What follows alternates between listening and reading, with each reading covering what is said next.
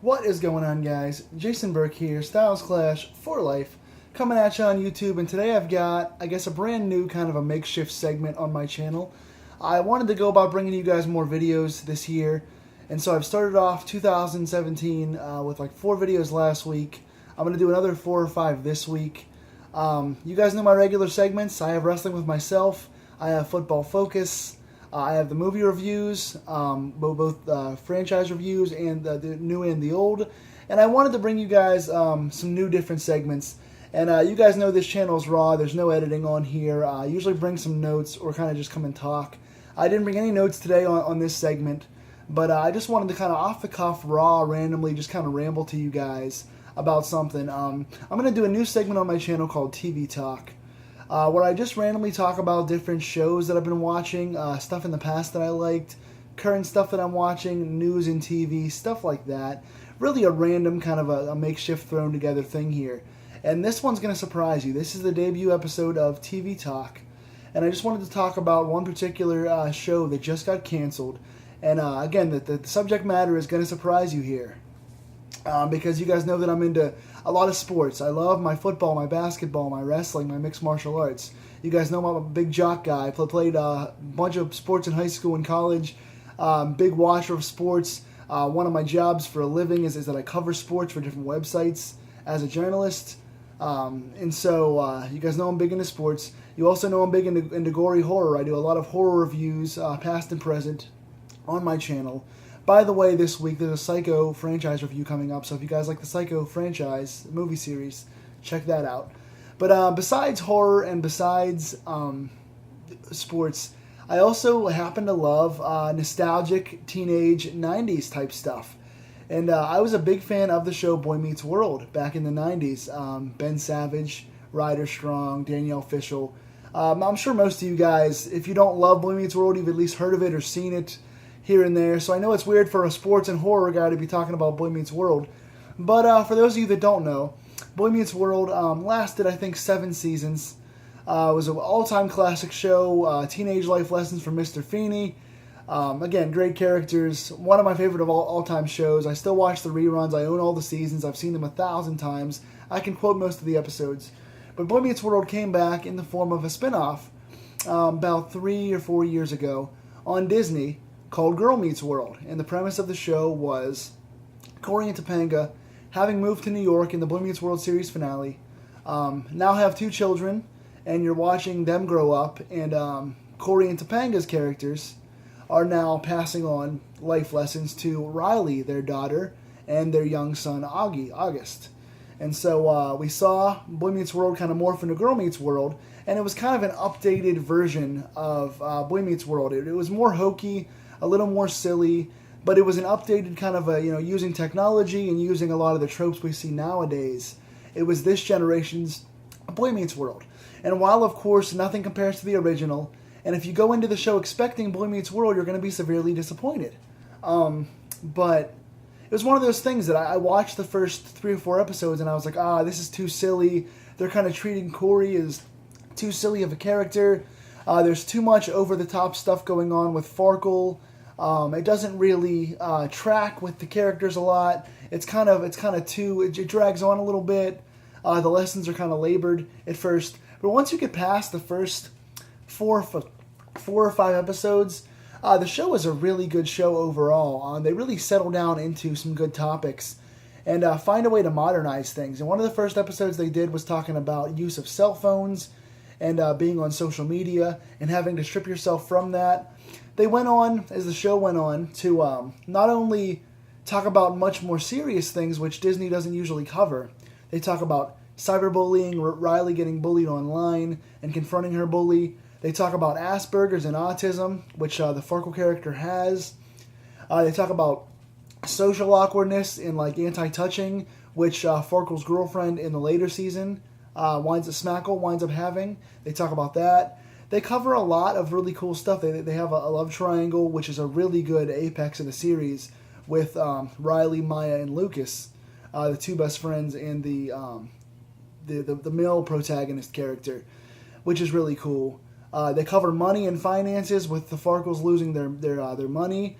They cover a lot of stuff with Maya with her parents, not feeling loved by her father, being walked out on, finding love, finding herself.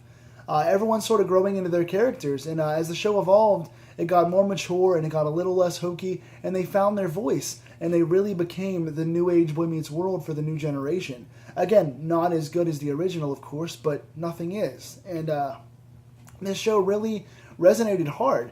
And the reason why I'm talking about this in particular now is because Disney has canceled the show this past week. About 4 days ago it was announced that Girl Meets World's been canceled after 3 seasons. And Disney usually cancels their shows after 3 seasons. They give their shows a 3-season run, and then unless it's doing like amazing ratings work, they don't renew it for a 4th season. But surprising, because Girl Meets World is not only pretty much the reason why I or anybody else is watching the show, Disney, at this point, but it was like by far and away the highest rated show on Disney. So for them to cancel the show this soon is really sad. Like I said, it lasted 3 seasons, about 24 episodes apiece, around there. So you're looking at about 70 episodes or so, 75 episodes maybe it lasted. And again, there was a couple duds in there. Not every single episode was a home run, but the lessons were really cool. Corey became the teacher, became the new Mr. Feeney. You had Maya, was kind of like the rough-edged, kind of spunky, troublemaker character that still had a heart of gold, that was still a good best friend. She was the new Shawn character. Riley, of course, being the new version of Corey. Farkle being the new version of Minkus. And they wound up bringing back our favorite old characters to tie in some really good stuff. They updated the lives of our Boy Meets World alumni and showed us where things were. They brought back Shawn a ton of times and talked about how he was single on the road and doing his photography thing, which relates to Maya. And of course he became, eventually fell in love with Maya's mother and became her adopted father. So they gave Maya a father figure in Shawn because they're so similar. And they gave Maya's mother a new love interest, and finally gave Shawn that love interest he didn't have since Angela. They brought back Angela for an episode and talked about what she's doing and how they're friends, and how Angela, I believe, has somebody else now that she's with. So they thought they were going to go with the old Shawn Angela twist, and they didn't. I think Rachel made an appearance for an episode.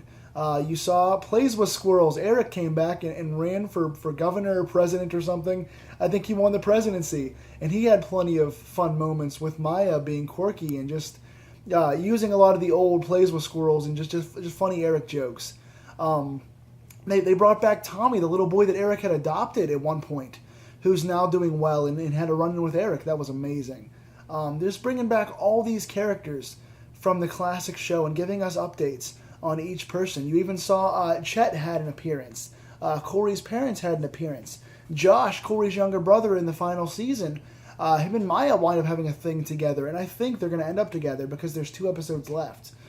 So every character not only has a future that has been updated since the Boy Meets World show, but ties into all the current characters and goes on with the current storylines and interacts with the current people. And it makes so much sense, and there's so many heart-ripping moments. Just the bay window with Riley and Maya, and seeing Riley grow up with Augie, her brother, and just seeing, again, Shawn and Maya get together, and the interaction with Shawn and Riley. She thought he didn't like her at first, and just so many little nuances. I'm not going to break down each episode and stuff like that, but again, all the lessons they taught, all the old characters they gave us bookends to, all the fun new characters. You had Minkus wind up being Farkle's dad. You had Farkle evolve from the awkward kind of quirky kid into this kind of Donnie Barnes, kind of the grown-up kid that winds up being the voice-centric reason. You had the Riley character, who was just all sparkles and rainbows, wind up teaching us life lessons of friendship and love, and always finding the positive and looking for the best. You had Maya, the artsy type, who overcomes not having much and not feeling loved, and overcoming her own personal demons to create art and to be there for Riley and to have this cool triangle with Lucas. They brought in Smackle for Farkle. That was a big thing. They brought in Zay for Lucas, his best friend from Texas. They went to the ski lodge, and you had the stuff at Feeney's cabin with Shawn and Maya. You had the ski lodge stuff with the girl that Corey, Lauren, the girl that Corey had kissed while he was with Topanga. Her son now runs the ski lodge, and that's where they found the conclusion to the Riley, Lucas, Maya triangle. So many good things in this show. Great episodes, good humor, good updated Boy Meets World life lessons. And sadly, Disney has canceled it. There are 2 episodes left, one this Friday, and then 2 weeks from now, Girl Meets Goodbye, the final episode. And again, there are updates on Twitter. You have letters from Rowan Blanchard, who plays Riley. I follow Danny McNulty, who plays Harley Kiner, who was in the original show as well, who's now a janitor for the new show, talking about trying to revive the show. Making our pleas for Netflix. I'm going to write an impassioned letter because myself, being a 30-year-old male, still loves this show. It's not just a show for young teenage girls or for young kids. This is, again, a callback to our personal childhoods with Boy Meets World that wraps up the old storylines and creates new ones that, even though it's for a younger generation, can apply to anybody, you know? Everyone says this show is for, 8 to 12-year-old females. I'm a 30-year-old man, and I watch the show, and I can find emotion, and I can find cute moments, and I can find lessons for myself as a 30-year-old guy in this show. So it's for everyone. Again, like I said, it starts off a little slow. It can be a little hokey at times. A couple episodes aren't always the best. But for the most part, again, it's an updated version of what we grew up on as kids, and the new characters are really good. Sabrina Carpenter as Maya is amazing. So I'm making a plea to Netflix here in this video. Netflix, please pick it up. It's the era now of spin-offs and reboots, and Netflix has been known to pick up shows that we all make a stink for and all have impassioned pleas for. So I urge all of you guys, and hopefully I can put the link down below, or I can mention the link in a future video. I'm going to find the link to contact Netflix and request Girl Meets World Season 4 to be on Netflix. If they can pick it up and make new episodes, you can even see a better version, a less chained down, less watered down, less kiddie version from Disney. You can see an even more updated kind of version of the show. So I urge all you guys, if you haven't checked out Girl Meets World, to check it out and to contact Netflix and ask for Girl Meets World Season 4. And feel free to share this video. Please spread the word. Please comment your favorite episodes down below in the comments section. Please forward this to Rowan Blanchard, Sabrina Carpenter. Let them know that I'm doing work to try to get them on Netflix. Please, all of you, do the same. And again, guys, if you have seen Girl Meets World, what do you think of it? What do you think of the new characters? What do you think of how the old character storylines tied up? What would you want to see from one of the old characters? How do you want to see the new characters end the series in 2 weeks? What things are you expecting from the series finale?